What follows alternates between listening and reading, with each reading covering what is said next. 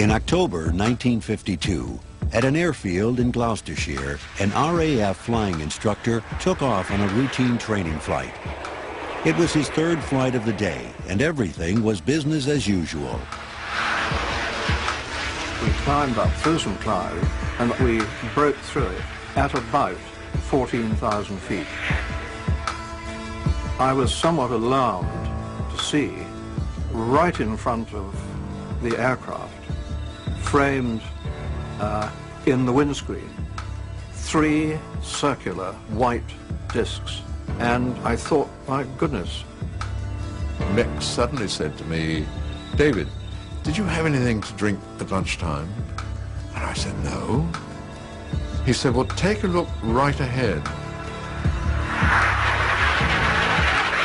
I grabbed the control and turned the aircraft away to one side. As they moved out and got further apart, they began to look as if they were that sort of, this is a magnifying lens, but they were that sort of shape. Even for a trained pilot with 7 years of flying experience, this was an unusual and disturbing incident. Frightened, yes, and I was subsequently told that when I got down from the aircraft cockpit, that I looked somewhat shaken, almost as if I'd seen a ghost. Swiney-Crofts sighting was also picked up by a local radar station.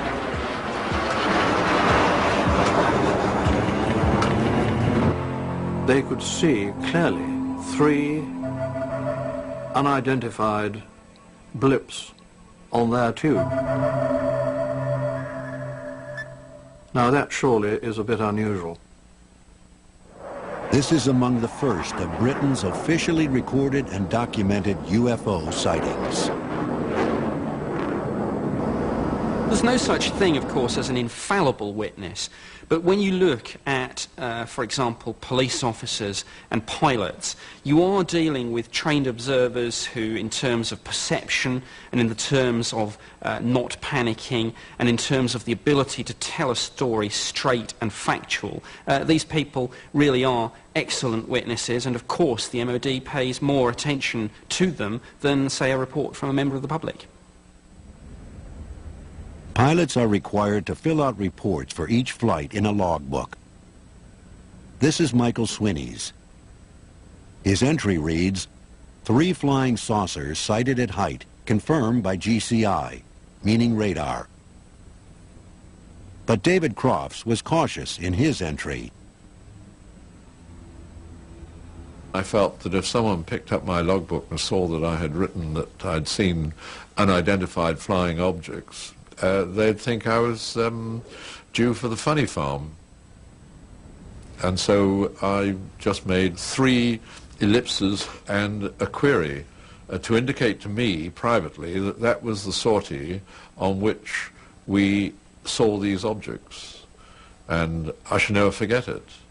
Swiney-Crofts is a fascinating example of a case where there really isn't an agreed explanation for this within the MOD.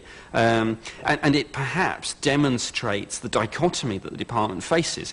On the one hand, it cannot find an explanation. On the other hand, it doesn't want to start public panic or really admit that there's anything operating in our airspace that we simply don't know about. For 14 years, I kept it quiet because one just doesn't tell people I've seen an unidentified flying object.